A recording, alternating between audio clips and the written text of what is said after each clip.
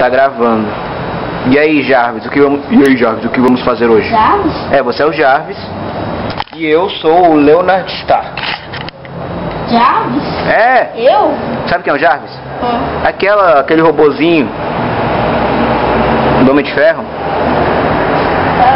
Você é o Jarvis e eu sou o Leonard Stark. E o que vamos fazer hoje?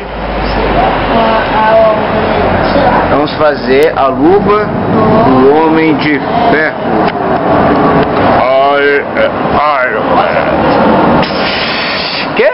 Nossa, outra pessoa. Não, você é o Jarvis. Porque o Jarvis ajudou o Homem de Ferro a montar a armadura. O Tony Stark. Feito?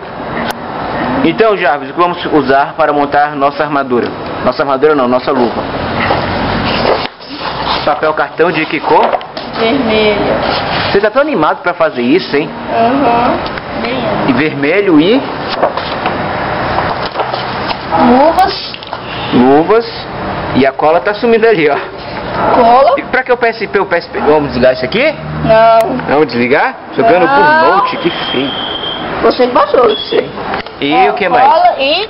Tesoura e o estojo do Scooby-Doo. Ai. Cheio de bugigangas para o grande feito. Cuidado pra você não ralar a telinha. Você peidou, né, o Jarvis? Nada a ver. Não, eu sou um robô. Nada a ver com isso. Agora vamos montar o... De ferro?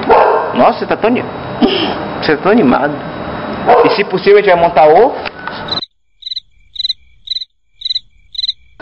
O quê? Se possível a gente montar o... Capacete? Vai fazer um calor da peste, né? Usando essa merdinha aqui, mas tudo bem.